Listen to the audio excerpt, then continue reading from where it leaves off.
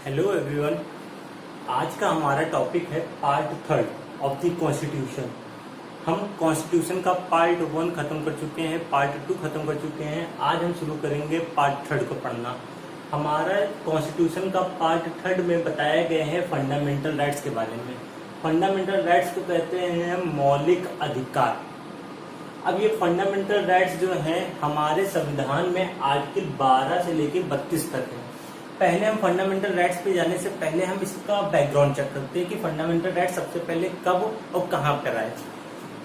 सबसे पहली बार fundamental rights यानी मौलिक अधिकार की बात ब्रिटेन में की गई थी। ब्रिटेन में 1215 में सर्वप्रथम वहाँ के राजा थे किंग जॉन।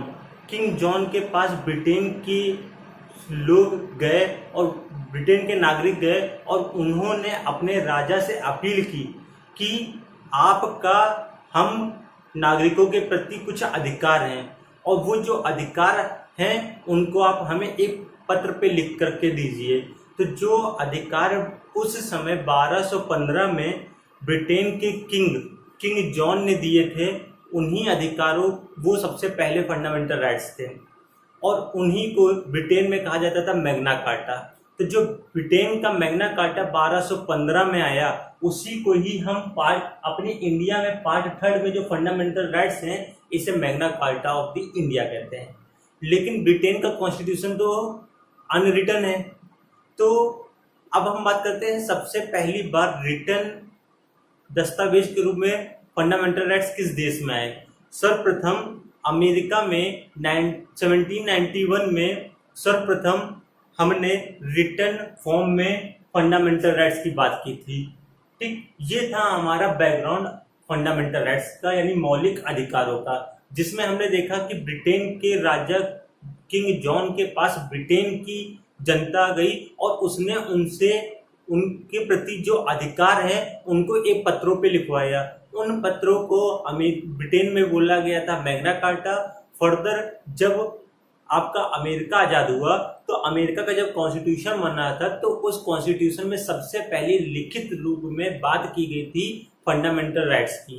और इंडिया में फंडामेंटल राइट्स जब संविधान बन रहा था उस समय ही जोड़ा गया था और ये हमारे संविधान के पार्ट थर्ड में है, जिनमें हम फंडामेंटल राइट्स आर्टिकल नंबर 12 से 32 के बारे में पढ़ेंगे। ठीक, तो जो हमारे कॉन्स्टिट्यूशन का अब इम्पोर्टेंट टर्म समझिएगा। हमारे कॉन्स्टिट्यूशन का पार्ट थर्ड को ही हम एक नाम से जानते हैं जिसे कहा जाता है corner stone of the constitution. ठीक, तो क्वेश्चन पूछा जाता है corner stone of the constitution Bharat का कौन सा पार्ट है, कॉन्स्टिट्यूशन का कौन सा पार्ट है। तो corner stone of the constitution हम पार्ट थर्ड को कहते हैं या फंडामेंटल राइट्स को कहते हैं। वहीं पे अगर हम कॉन्स्टिट्यूशन के पार्ट थर्ड को और पार्ट फोर्थ को, अब देखिएगा पार्ट फोर्थ जो होगा उसे हम नेक्स्ट लेक्चर में कवर करेंगे। यहाँ पे बात करते हैं पार्ट थर्ड की। जो हमारा पार्ट थर्ड है वो फंडामेंटल राइट्स है और जो पार्ट फोर्थ है वो है DPSP directive principle for state policies. अब वो जो पार्ट थ्री और पार्ट फोर है इनको अगर हम मिला देते हैं तो ये एक और नाम से जाने जाते हैं जिसे कहा जाता है कॉन्शियंस ऑफ द कॉन्स्टिट्यूशन। ठीक, इट मीन्स आप पार्ट थ्री और पार्ट फोर को ही पढ़ लीजिए, आप कॉन्स्टिट्यूशन का बेसिक चीजें सारी चीजें कवर कर ले जाएंगे, हर एक चीज के बारे में समझ जाएंगे।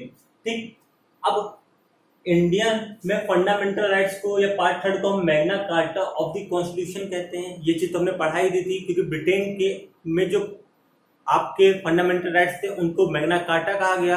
तो इंडिया के अंदर जो ये फंडामेंटल राइट्स जो पार्ट थर्ड में है उनको कहा गया है Magna carta of the constitution. ठीक, अब देखिएगा जो हमारे फंडामेंटल राइट्स हैं, सॉरी मिड गैस को सही कर देता हूं, जो हमारे फंडामेंटल राइट्स हैं वो हमारे अब्सोल्यूट राइट्स हैं। अब्सोल्यूट राइट का मतलब क्या है, यहाँ पे पार्लियामेंट चेंजेस कर सकती है लेकिन जो चेंजेस किए जाएंगे वो यानी पार्लियामेंट कुछ ना कुछ हमारे पे रिस्ट्रिक्शन लगाए हैं। तो पार्ट थर्ड में जो फंडामेंटल राइट्स हैं वो अब्सोल्यूट राइट है। अब्सोल्यूट राइट का मीन्स क्या है, जो पार्लियामेंट है वो हम पे रिस्ट्रिक्शन लगा सकती है। ये जो रिस्ट्रिक्शन होंगे वो होंगे on the basis of the reasonable restriction लगाए जाएंगे। ठीक, तार्किक आधार पे कुछ ना कुछ अवरोध लगाए जाएंगे। अब आते हैं कि हमारे संविधान में कितने टाइप का फंडामेंटल राइट्स है, ये classification of the fundamental rights, यानी इस पूरे के पूरे उसमें हम कितने आर्टिकल और कितने टाइप के फंडामेंटल राइट्स को पढ़ेंगे। सबसे पहला है जिसमें हम पढ़ेंगे right to equality. Right to equality का मतलब क्या है, समानता का अधिकार दिया जाएगा। राइट टू इक्वलिटी हमें बताए गए हैं हमारे आर्टिकल नंबर 14 से लेके 18 में। तो जो हमारा आर्टिकल नंबर 14 to 18 है उसमें बात की गई है राइट टू इक्वलिटी यानी समानता का अधिकार। फिर आते हैं जो सेकंड टाइप है वो है राइट टू फ्रीडम यानी स्वतंत्रता का अधिकार। जो स्वतंत्रता का अधिकार हमारे संविधान में बात किया गया है वो है आर्टिकल नंबर 19 से 22। अब आते हैं थर्ड है राइट अगेंस्ट एक्सप्लॉयटेशन। अब देखिए राइट अगेंस्ट एक्सप्लॉयटेशन का मतलब क्या है, शोषण के विरुद्ध हमें कुछ अधिकार दिए गए हैं। इनके बारे में शोषण के विरुद्ध जो अधिकार दिए गए हैं वो है हमारे आर्टिकल 23-24 में।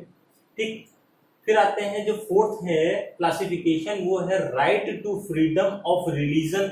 हमें धर्म को मानने के अधिकार है कि हमें स्वतंत्रता है, धर्म की स्वतंत्रता का अधिकार हमें दिया गया है आर्टिकल नंबर 25 से 28 यानी article number 25 to 28 tells us the right to freedom of religion. Again आते हैं जो हमारा क्लासिफिकेशन पांचवा क्लासिफिकेशन जो हमने कॉन्स्टिट्यूशन में किया है फंडामेंटल राइट्स में वो है कल्चरल एंड एजुकेशनल राइट्स। अब समझिएगा हमें कुछ अधिकार मिले हैं कल्चरल और एजुकेशनल, शैक्षिक और कल्चरल हिंदी में तो ध्यान नहीं, ठीक, कल्चरल और एजुकेशनल अधिकार की बात की गई है आर्टिकल नंबर 29 और 30 में। नेक्स्ट है, ये इंपॉर्टेंट है, इसको याद रखिएगा, जो सिक्स्थ हमारा क्लासिफिकेशन ऑफ फंडामेंटल राइट्स है उसे कहा जाता है राइट टू प्रॉपर्टी, जो है आर्टिकल नंबर 31। समझिएगा जब हम आपको फंडामेंटल राइट्स में पढ़ा रहे होंगे तो आर्टिकल नंबर 19 के फर्स्ट पार्ट का क्लॉज F जब पढ़ाएंगे तो उसमें भी हम राइट टू प्रॉपर्टी की बात करेंगे, और जो हमारे पास आर्टिकल नंबर 31 है इसमें भी राइट टू प्रॉपर्टी है। तो ये दोनों पहले जब संविधान बनके तैयार हुआ था उस समय ये हमारे क्या थे, फंडामेंटल राइट्स थे। लेकिन हमारी गवर्नमेंट ने 44th कॉन्स्टिट्यूशनल अमेंडमेंट किया जो कि हुआ 1978 में, और इस 44th कॉन्स्टिट्यूशनल अमेंडमेंट एक्ट के थ्रू जो राइट टू प्रॉपर्टी हमारा फंडामेंटल राइट्स था उसको फंडामेंटल राइट से हटा करके अब इसको बना क्या दिया गया है, लीगल राइट। और जैसे ही ये लीगल राइट्स बना अब इसको हमने पार्ट 3 से हटा करके ऐड कहाँ किया है, इसको हमने ऐड किया है पार्ट 12 में, और जो पार्ट 12 में आर्टिकल यूज किया गया है वो है हमारा आर्टिकल 300A। समझिएगा मैंने कहा क्या, जो राइट टू प्रॉपर्टी है वो हमारे कॉन्स्टिट्यूशन के फंडामेंटल राइट्स में दो जगह पे दी गई थी। एक तो था 19 के 1 क्लॉज के में F क्लॉज में दिया गया था राइट टू प्रॉपर्टी के बारे में, और दूसरा दिया गया था आर्टिकल नंबर 31 में राइट टू प्रॉपर्टी के बारे में। लेकिन जब तक ये right to property fundamental rights था तब तक गवर्नमेंट ह्यूमन डेवलपमेंट के लिए इफिशिएंट काम नहीं कर पा रही थी, तो हर बार प्रॉब्लम क्रिएट हो रही थी। तो उस प्रॉब्लम को हटाने के लिए सरकार ने 44th कॉन्स्टिट्यूशनल अमेंडमेंट एक्ट किया 1978, और इस एक्ट के थ्रू इन्होंने कहा कि जो आपका संपत्ति का अधिकार है वो आपका आज से फंडामेंटल राइट्स नहीं रहा, अब से वो हो गया है एक लीगल राइट, और लीगल राइट्स है तो इसको इन्होंने रखा पार्ट 12 में, और पार्ट 12 में भी आर्टिकल 300A में। ठीक, लास्ट है हमारा आर्टिकल नंबर 32 मोस्ट इंपॉर्टेंट, ये है राइट टू कॉन्स्टिट्यूशनल रेमेडीज। ठीक, अब ये है हमारा आर्टिकल नंबर 32 में। तो ये था क्लासिफिकेशन ऑफ फंडामेंटल राइट्स। अब समझिए फंडामेंटल राइट्स से में बेनिफिट क्या है। फंडामेंटल राइट्स में रिस्ट्रिक्शन है गवर्नमेंट को कि गवर्नमेंट ये चीजों के लिए हमारे लिए कानून बनाएगी ही, अगर इनमें से किसी भी एक राइट का उल्लंघन होता है तो हम आर्टिकल नंबर 32 की तरह डायरेक्ट सुप्रीम कोर्ट चले जाएंगे, और आर्टिकल नंबर 226 के थ्रू हम हाई कोर्ट भी जा सकते हैं, और आर्टिकल नंबर 32 के थ्रू हम सुप्रीम कोर्ट जा सकते हैं। कब, जब मेरे इन 6 फंडामेंटल, पहले तो 7 थे, अब ये राइट टू प्रॉपर्टी हमारा फंडामेंटल राइट तो रहा नहीं, तो अब बच्चे मेरे पास 6। अगर इन 6 राइट्स में से या आर्टिकल नंबर 14 से लेकर के आर्टिकल नंबर 32 के बीच में अगर कहीं पे भी कोई भी राइट्स हमारा उल्लंघित होता है तो हम डायरेक्ट आर्टिकल नंबर 32 के थ्रू सुप्रीम कोर्ट में जा सकते हैं और चैलेंज कर सकते हैं। तो ये था हमारा फंडामेंटल राइट्स का बेसिक।